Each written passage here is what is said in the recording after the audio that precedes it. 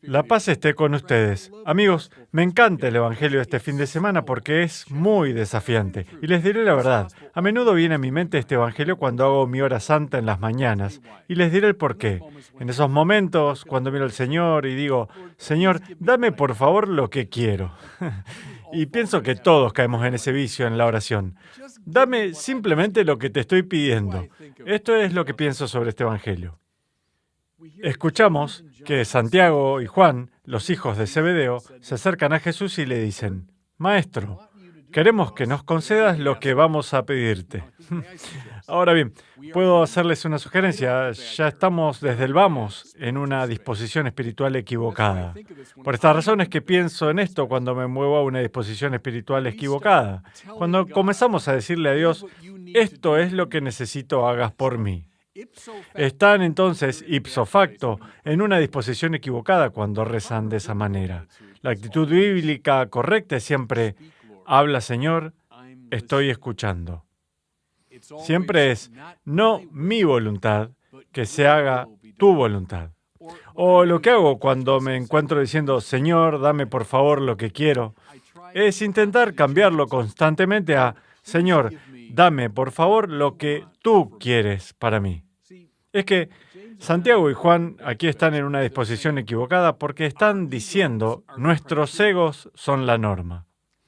Nuestros egos determinan aquí qué es bueno y qué es malo. Así que entonces danos lo que nosotros queremos. La oración auténtica, la vida espiritual auténtica, trata siempre sobre salir del centro del ego hacia Dios. No se trata de nosotros, se trata de Dios. Ahora Jesús los consiente como diciendo, de acuerdo, díganme lo que están pidiendo haga por ustedes. Y le dicen entonces, concede que nos sentemos uno a tu derecha y otro a tu izquierda cuando estés en tu gloria.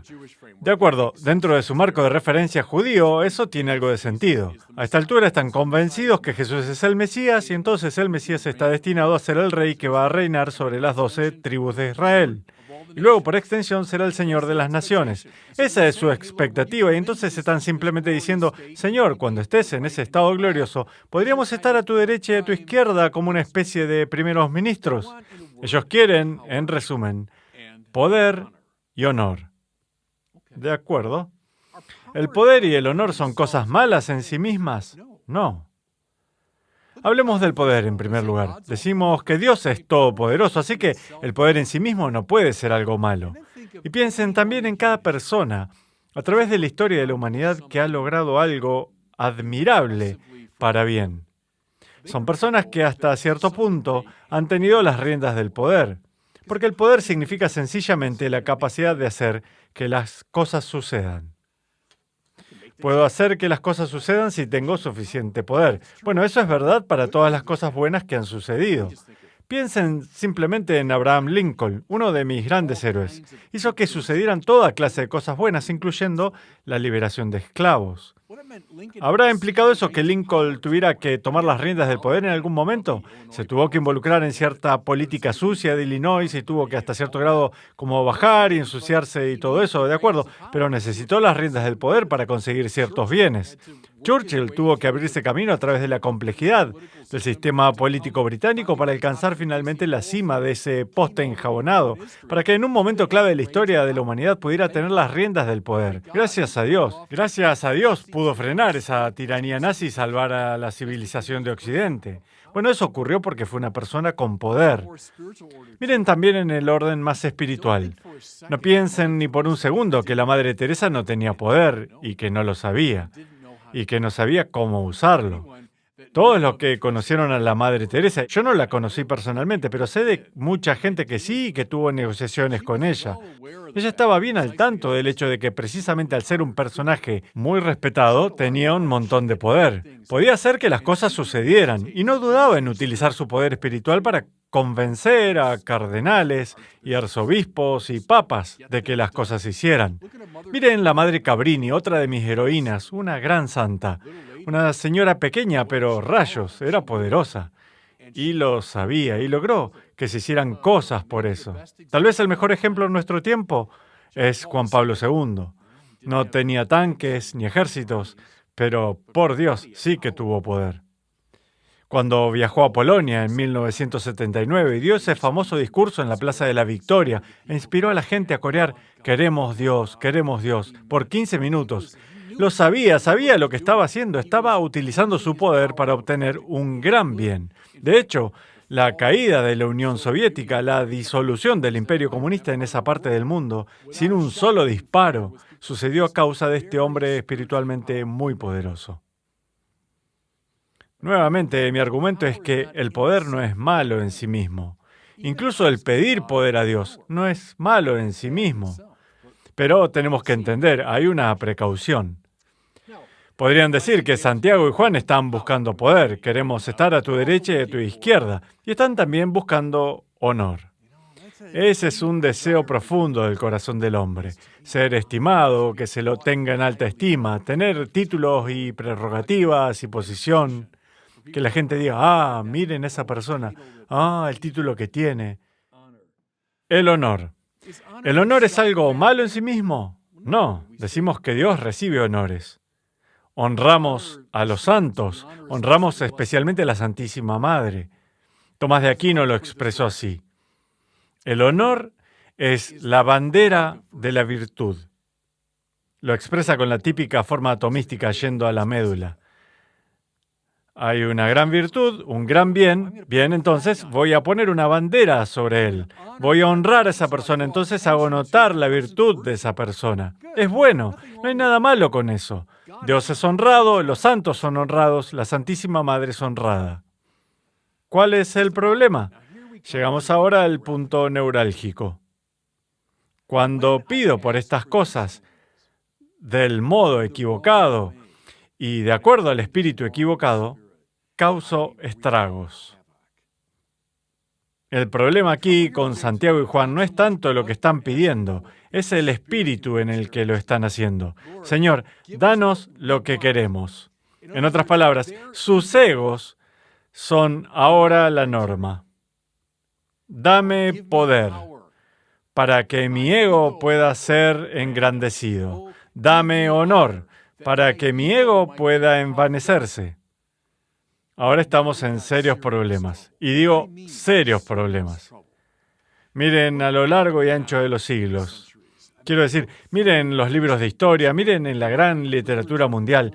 ¿Qué es lo que encontramos? Montones y montones de ejemplos de personas que buscaron poder de la forma equivocada por las razones equivocadas. Y produjeron rápidamente caos alrededor de ellos, y ven el porqué.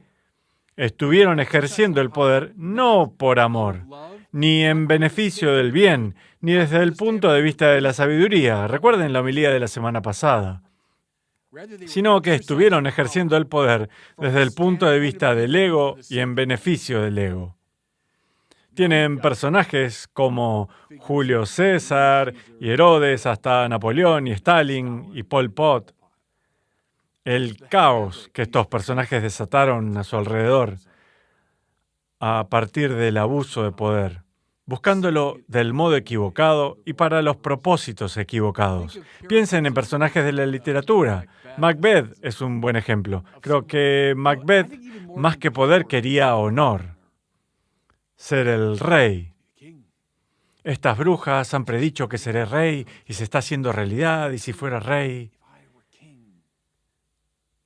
El caos que desata en esa obra, la destrucción de su propia alma y luego de las vidas de la gente a su alrededor.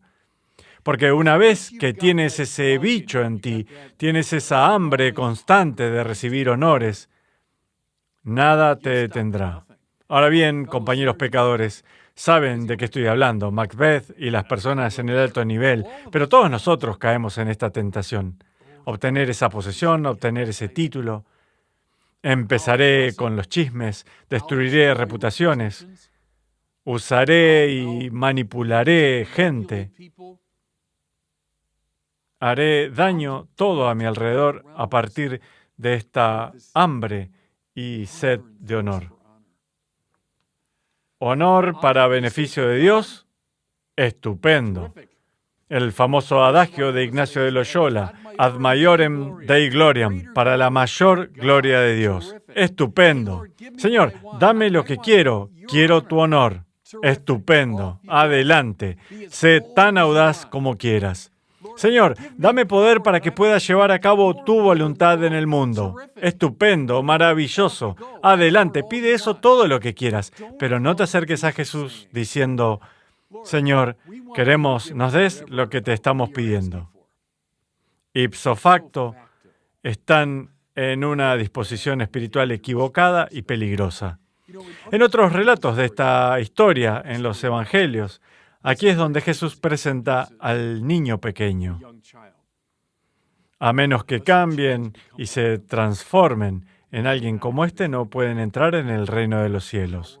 Poder, honor, evítenlos. Si son adictos a ellos, y eso es lo que puede sucedernos a nosotros, pecadores, si son adictos a ellos, es como alguien que es adicto al alcohol. No pueden hacerse los tontos con eso, tienen que detenerse ya. Eso es lo que está diciendo al presentar al niño. Si están preocupados con su poder y su honor, no. Necesitan cortar abruptamente, necesitan romper con esas adicciones. Los santos, seguro, saben qué hacer con el poder y el honor. Eso está bien, saben qué hacer, pero cuidado, la mayoría de nosotros no somos santos. Y por tanto, como una primera acción, Jesús dice que necesitan deshacerse de la preocupación de estas dos cosas, convertirse en un niño que está dispuesto a ser mandado. Puedo señalarles una ironía suprema. Y el escritor del Evangelio quiso que la veamos. ¿Qué es lo que piden? Concede que nos sentemos uno a tu derecha y otro a tu izquierda cuando estés en tu gloria. Como dije, eso estaba en consonancia con las expectativas judías, que él sería el rey de Israel y ellos serían sus primeros ministros. Pero en la deliciosa ironía del Evangelio, ¿en qué momento Jesús entra en su gloria? En la cruz, donde luce una corona de espinas y sobre su cabeza se coloca un anuncio: Jesús Nazareno, Rey de los Judíos. Eso es lo que están anticipando. Y se vuelve realidad. Ciertamente fue el Rey de los Judíos, pero estaba reinando desde un instrumento de tortura. Y la corona que estaba luciendo era una corona de espinas. ¿Y quién en ese momento, cuando entró a su gloria, estaba a su derecha y a su izquierda? Los dos criminales crucificados con él. Esa es la solución a todo este problema. ¿Quieren poder y honor? Bien, grandioso, pidan por ello. En tanto y en cuanto lo quieran en los términos de Jesús, no en los suyos. Porque la clase de poder y la clase de honor que les va a dar, no la busquen en los ejemplos del mundo. Más bien búsquenla en esos dos personajes que estaban a su derecha y a su izquierda cuando Él entró en su gloria. Y Dios los bendiga. Muchas gracias por mirar este video. Si les gustó, los animo a compartirlo y a suscribirse a mi canal de YouTube.